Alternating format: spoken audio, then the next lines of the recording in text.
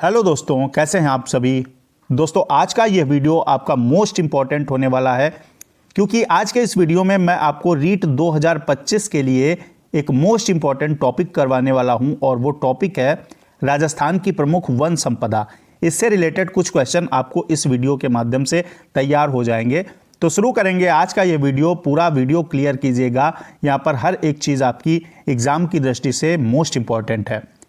तो शुरू करते हैं आज के इस वीडियो को। वनों के प्रकार। वनों के प्रकार की अगर बात करें तो आपका पहला जो टाइप है वो है शुष्क सागवान वन। यह वन कहाँ पाए जाते हैं? मुख्य रूप से बांसवाड़ा में सर्वाधिक ऐसे वन पाए जाते हैं। इसके अलावा आपका चित्तौड़गढ़, प्रतापगढ़, उदयपुर, कोटा और बारां डिस्ट्रिक्ट में मिलते हैं।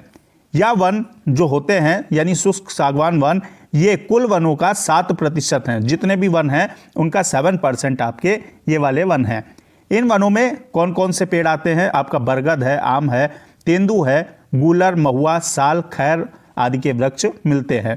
तो इनके बारे में भी आपको पर्टिकुलर करवाऊंगा, अभी थोड़ा सा धैर्य रखेंगे।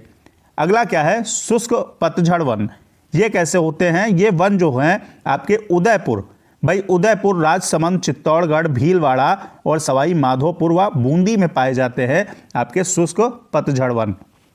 अगला है आपका उष्णकटिबंधीय सदाबहार वन, यानी ये एवरग्रीन फॉरेस्ट हैं। ये पूरे वर्ष क्या रहते हैं? हरे भरे रहते हैं और ये अपनी पत्तियां भी नहीं गिराते हैं। इस प्रकार के वन सिर्फ माउंट आबू के चारों ओर ही पाए जाते हैं। या सघन वन वर्ष भर हरे भरे रहते हैं। सघन यानी बहुत ज़्यादा जो घने होते हैं उन्हें सघन वन कहते हैं। ये हरे भरे पूरे वर्ष रहते हैं तथा इन वनों का क्षेत्रफल मात्र 0.5% है। 4% है। इन वनों में आम हो जाता है और धाक, जामुन, सिरिस, अम्बतरी और बेल के वृक्ष मिलते हैं, इसमें शामिल होते हैं। तो ये हो गए आपके 3 टाइप के मोस्ट इंपॉर्टेंट चीज़ें। अब यहाँ पर अगर बात करें पर्टिकुलर आपके पेड़ की, तो सबसे मोस्ट इंपॉर्टेंट जो पेड़ है ये है समी का वृक्ष, यानी जिसको वो राजस्थान के अंदर खेजड़ी बोलते हैं। इसका अगर वानस्पतिक नाम बात करें तो प्रोसोपिस सेनेरेरिया इसका नाम होता है और इसे क्या कहते हैं? इसे कहते हैं रेगिस्तान का कल्प वृक्ष। ये खेजड़ी जो है इसे 31 अक्टूबर 1983 को राजस्थान का राज्य वृक्ष घोषित किया गया है। तो यहाँ से आपका एक नहीं कई बार आपके रीट के अंदर और राजस्थान के कई एग्जाम्स के अंदर पूछा गया कि राजस्थान का जो राज्य वृक्ष है वो कौन सा है। तो आपको क्या करना है? खेजड़ी लिखना है, ठीक है। तो ये आपका खेजड़ी हो जाएगा। अगली विशेषता क्या है? इसकी जो फली होती है उसे सांगरी कहते हैं और इन्हें सुखाकर सब्जी के रूप में काम में लेते हैं, यानी इसकी फली जो होती है खाने के काम में आती है। और अगला जो मोस्ट इंपॉर्टेंट पॉइंट है कि इसकी पत्तियों को लू कहते हैं, जिसे पशुओं के चारे के रूप में प्रयुक्त किया जाता है। ये आपका क्या होता है? इसकी छाया में बच्चे खेलते हैं। एनसीईआरटी में दिया गया है। आपका सीटेट के अंदर भी खेजड़ी से रिलेटेड पूछा जाता है। इसकी फली सब्जी के रूप में और इसकी पत्तियों को जानवर खाते हैं चारे के रूप में और इसकी छांव में बच्चे खेलते भी हैं। अब अगला पॉइंट जो है, विजयदशमी के अवसर पर यानी दशहरा के अवसर पर समी का पूजन किया जाता है और राजस्थान में खेजड़ी वृक्ष का धार्मिक महत्व भी है। क्या धार्मिक महत्व है? लोक देवता जो गोगा जी है वह झुंझार बाबा के मंदिर जो है वो खेजड़ी वृक्ष के नीचे ही बने होते हैं। ये आपको याद रखना है भाई, लोक देवता ये आपके याद रखने हैं। तो अगला आपका इंपॉर्टेंट पॉइंट देखेंगे। पॉइंट है आपका प्रतिवर्ष 12 सितंबर को खेजड़ी दिवस मनाया जाता है। ये आपको याद रखना है। आपके एग्जाम में आ सकता है कि खेजड़ी दिवस कब मनाया जाता है, तो प्रतिवर्ष 12 सितंबर को मनाया जाता है।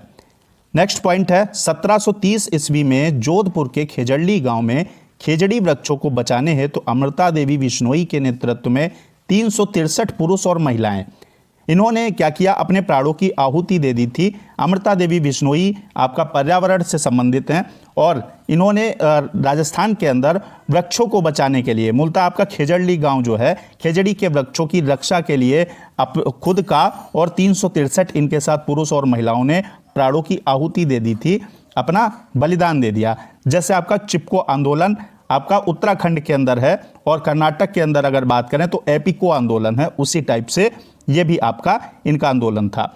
इस उपलक्ष्य में प्रतिवर्ष भाद्रपद शुक्ल दशमी, यहाँ से आपका एक क्वेश्चन और भी जनरेट हुआ 1 नंबर का कि क्या होता है? भाद्रपद शुक्ल दशमी को खेजड़ी गांव में विश्व का एकमात्र वृक्ष मेला लगता है। ये आपको याद रखना है। तो ये रही आपकी खेजड़ली के बारे में बात। बढ़ेंगे नेक्स्ट आपका कत्था की अगर बात करें तो वानस्पतिक नाम जो है एकेसिया कैटेचू। ठीक है, कत्था जो होता है खैर वृक्ष के तने की छाल व टुकड़ों को उबालकर प्राप्त किया जाता है। अब डायरेक्ट कत्थे का कोई पेड़ नहीं है, पेड़ किसका है? खैर का। और खैर वृक्ष के जो तना होता है उसकी छाल निकालकर टुकड़ों को उबालकर क्या प्राप्त किया जाता है? कत्था प्राप्त किया जाता है। यह वृक्ष मुख्य रूप से उदयपुर, चित्तौड़गढ़, बूंदी, झालावाड़ व जयपुर जिले में मिलता है देखने को। खैर के वृक्ष से कत्था बनाने में निपुण कथौड़ी जनजाति, ये आपका क्वेश्चन है कि खैर के वृक्ष से कत्था बनाने में कौन सी जनजाति निपुण है? तो कथौड़ी जनजाति जो है ये आपका खैर के वृक्ष से कत्था बनाती है और ये उदयपुर व झालावाड़ क्षेत्र में मुख्य रूप से निवास करती है। बढ़ते हैं और अगला आपका जो वृक्ष है वो क्या है? महुआ। महुआ आपसे पूछा जा सकता है, इसका जो नाम है, इसका वानस्पतिक नाम मधुका लोंगोफोलिया है। इसे आदिवासी क्या कहते हैं? आदिवासियों का कल्पवृक्ष भी कहते हैं। अगर आदिवासियों का कल्पवृक्ष है तो आपका महुआ हो जाएगा, याद रखिएगा। यह राजस्थान के दक्षिणी पूर्वी जो जिले हैं उनके सीमावर्ती क्षेत्रों में मुख्यतः अगर बात करें उदयपुर, डूंगरपुर, चित्तौड़गढ़, झालावाड़ और सिरोही जिलों में पाया जाता है। यह आदिवासियों का सबसे प्रिय वृक्ष है। क्यों प्रिय है? अभी देखिएगा। इसकी पत्तियों, फूल, फल और छाल से क्या बनाया जाता है? देसी शराब बनाई जाती है। तो महुआ का आपसे क्वेश्चन बन सकता है किस वृक्ष का प्रयोग जो है वो शराब बनाने में किया जाता है? तो महुआ का प्रयोग क्या है? आपका शराब बनाने में इसके फलों का प्रयोग किया जाता है। इसके जो फल फूल होते हैं इनका प्रयोग खाद्य पदार्थ के रूप में भी होता है और इनके फलों का प्रयोग तेल निकालने के काम भी आता है। महुआ का तेल आपने सुना होगा, तो ये आपका इसी से निकाला जाता है। तो ये रही आपके महुआ से संबंधित जानकारी। अगला है आपका चंदन वन। ये कहाँ पाए जाते हैं? अगर बात करें राजस्थान के राजसमंद जिले के हल्दी घाटी व देलवाड़ा, ठीक है, क्षेत्र के वनों में, भाई यहाँ के जो वन है हल्दी घाटी और देलवाड़ा के, यहाँ के वनों में चंदन के पेड़ बहुत ज़्यादा मात्रा में पाए जाते हैं, इसलिए इन्हें क्या कहते हैं? चंदन वन के नाम से भी जाना जाता है यहाँ के वनों को। अगला जो मोस्ट इंपॉर्टेंट है आपका तेंदू। तेंदू की अगर बात करें तो क्या है? राजस्थानी भाषा में इसे क्या कहते हैं? इसे राजस्थानी भाषा में टिमरू कहते हैं। इसे वागड़ का चीकू भी कहा जाता है। अब मोस्ट इंपॉर्टेंट एक आपका क्वेश्चन बन रहा है यहाँ से कि तेंदू के पत्ते का बीड़ी बनाने में उपयोग किया जाता है। क्वेश्चन आ सकता है निम्न में से किस पेड़ का प्रयोग या किस पेड़ की पत्तियों का प्रयोग बीड़ी बनाने में किया जाता है? तो तेंदू का प्रयोग किया जाता है, याद रखिएगा। यहाँ पर अगला पॉइंट क्या है? इसके जो सबसे अधिक पेड़ पाए जाते हैं, वृक्ष पाए जाते हैं, वो बांसवाड़ा में, प्रतापगढ़, उदयपुर, चित्तौड़गढ़, बाराकोटा और बूंदी के अंदर ये पेड़ देखने को मिलते हैं। अगला है सालर वन। सालर वन क्या है? यह वन अलवर, चित्तौड़गढ़, सिरोही और उदयपुर में मिलते हैं और इनका काम क्या है? इनसे जो प्राप्त लकड़ी होती है, इनकी जो लकड़ी है वो सामान की पैकिंग और फर्नीचर उद्योग में काम में लाई जाती है। फर्नीचर यानी इसके आपके बेड्स बनते हैं, सोफ़ा वगैरह बनते हैं, या आपका ऐसे लकड़ी की चीज़ें जो मानव अपने उपयोग में लाते हैं वो फर्नीचर है, ठीक है। अगला है आपका धोकड़ा। धोकड़ा की अगर बात करें तो इसका वनस्पतिक नाम है एनोजिस पंडुला। यह उत्तर पूर्वी राजस्थान में सर्वाधिक पाया जाता है। अगर बात करें जिले की, जगह की, तो अलवर में, भरतपुर, करौली, सवाई माधोपुर, चित्तौड़गढ़, जयपुर, ये ऐसे जिले हैं जहां धोकड़ा का पेड़ या वृक्ष पाए जाते हैं। अब इस वृक्ष की जो लकड़ी होती है उससे कृषि के औजार बनाए जाते हैं। यहाँ पर आपका क्वेश्चन बन रहा है। देखिए भाई, यहाँ पर अगर बात करें तो क्वेश्चन कहाँ से निकलते हैं? क्वेश्चन टॉपिक्स से ही निकलते हैं। मैं आपको मॉक टेस्ट भी लगातार करवा रहा हूँ। चैनल को सब्सक्राइब कर लीजिएगा, बेल आइकन प्रेस कर लीजिएगा। हर रोज़ आपको रीट 2025 के लिए मॉक टेस्ट, चाहे आपका CDP का हो या आपका EVS का हो या आपका अन्य सब्जेक्ट मैथ्स वगैरह है, हिंदी है, सबके प्रोवाइड करवाता हूँ। तो यहाँ पर टॉपिक से ही क्वेश्चन बनेंगे, तो टॉपिक भी क्लियर करेंगे, मॉक टेस्ट भी क्लियर करेंगे। इससे लकड़ी का कोयला भी तैयार किया जाता है। आपसे क्वेश्चन आ सकता है कि किस वृक्ष से की लकड़ी से कृषि के औजार बनाए जाते हैं? तो धोकड़ा आपका हो जाएगा। अगला है आपका रोहिड़ा, ठीक है। इसे मरुस्थल का यानी राजस्थान की मरुशोभा व मारवाड़ टीका भी कहते हैं इस वृक्ष को, क्योंकि इस पर केसरिया फूल भी आते हैं। इन फूलों को 1983 में राजपुष्प घोषित किया गया। देखिए 1 नंबर का क्वेश्चन आपका यहां पक्का हो गया, 1 नंबर का यहां भाई आने को कुछ भी एग्जामिनर दे सकता है। तो राजस्थान की मरुशोभा रोहिड़ा, मारवाड़ टीका रोहिड़ा, ठीक है। इसके पुष्प को, इसका जो फूल होता है 1983 के अंदर इसे राजपुष्प घोषित किया गया और ये सबसे अधिक पाए जाते हैं जोधपुर के अंदर, ठीक है। अगला बढ़ते हैं और यहां अगर बात करेंगे आंवल या झाबुई या जिसे द्रोण पुष्पी कहते हैं। आंवल झाड़ी की जो छाल होती है चमड़ा साफ करने यानी टैनिंग में प्रयुक्त होती है। इस पेड़ की जो छाल है वो चमड़ा साफ करने में यानी टैनिंग में प्रयुक्त होती है। यह झाड़ी मुख्य रूप से पाली, सिरोही, उदयपुर, राजसमंद, बांसवाड़ा और जोधपुर जिलों में पाई जाती है। ये आपके सारे क्लियर हो गए। अब अगर बात करें खस की, तो खस क्या है? ये एक प्रकार की दोस्तों सुगंधित घास होती है, ग्रास है भाई, ठीक है। और इसके बीजों का जो प्रयोग होता है, मोस्ट इंपॉर्टेंट 1 नंबर यहां से बन सकता है कि शरबत व इत्र बनाने में किया जाता है। और इसकी जड़ों से क्या निकाला जाता है? तेल निकाला जाता है, यानी ऑयल प्राप्त किया जाता है। ये जो आपकी घास है ये मुख्य रूप से टोंक में, सवाई माधोपुर, भरतपुर जिलों में पाई जाती है, ठीक है। भरतपुर की अगर बात करें तो यहां आपका घाना पक्षी विहार भी है जिसको केवला देव भी बोलते हैं, और यहीं इससे ही दोस्तों आपका राजस्थान का प्रवेश द्वार बोला जाता है भरतपुर को, ठीक है। अगला है आपका बांस। बांस की बात करें तो बांस किस में आता है? ग्रास में आता है, यानी घास में आता है, याद रखिएगा। बांस एक प्रकार की क्या है? घास है। यह राजस्थान के दक्षिण में मुख्यतः आबू पर्वत, बांसवाड़ा, उदयपुर व चित्तौड़गढ़ में पाया जाता है।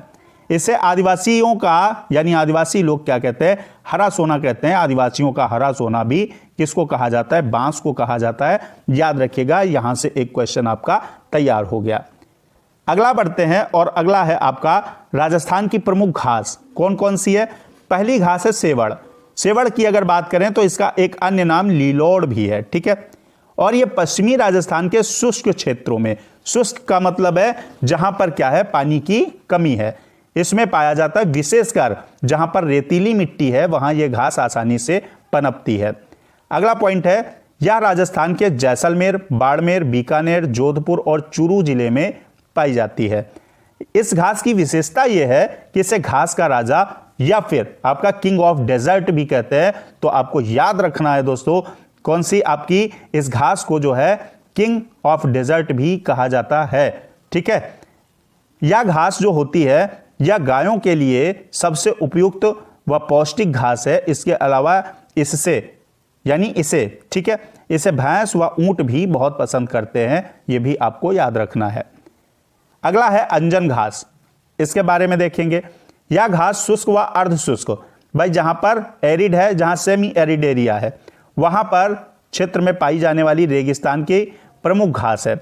यह बहुवर्षीय घास है, यानी पूरे साल रहती है। यह भी एक टाइप से सदाबहार है, जो राजस्थान के बीकानेर, जैसलमेर, जोधपुर और बाड़मेर जिलों में पाई जाती है, ठीक है। यह हो गई आपकी अंजन, आपकी ग्रास या घास। अगली है गंठिल घास। यह छोटी और रेंग कर बढ़ने वाली बहुवर्षीय घास है, ठीक है। यह पूरे साल रहती है। यह घास मुख्यतः पश्चिमी राजस्थान के अगर बात करें तो बीकानेर, जैसलमेर, बाड़मेर, सीकर, चूरू, झुंझुनू व जोधपुर के अंदर पाई जाती है। रेगिस्तानी क्षेत्रों में जहां दूसरी घास नहीं उगती है वहां ये अपनी गंठिल घास जो है ये आसानी से उगती है, और ये भेड़ और ऊंटों का मुख्य चारा भी होती है। अगला है आपका धामन घास, ठीक है। धामन घास की अगर बात करें तो यह राजस्थान में मुख्यतः पश्चिमी राजस्थान में पाई जाती है। राजस्थान के मुख्यतः पश्चिमी राजस्थान जो है वहां पाई जाती है। इस घास से उत्तम गुणों वाला पौष्टिक सूखा चारा प्राप्त होता है, जिससे दोस्तों क्या होता है भाई, जिससे जानवर खाते हैं। तो आज के इस वीडियो में मैंने आपको वन संपदा से रिलेटेड टॉपिक करवा दिया है। कुछ ही आपके मिनट के अंदर यहां से आपके क्वेश्चन बन सकते हैं। आपको नेक्स्ट वीडियो फिर से प्रोवाइड करवाऊंगा इंपॉर्टेंट टॉपिक के साथ, जो आपके रीट के लिए बेस्ट होगा। तब तक पढ़ते रहिए, चीज़ों को तैयार करते रहिए। जय हिंद, वंदे मातरम।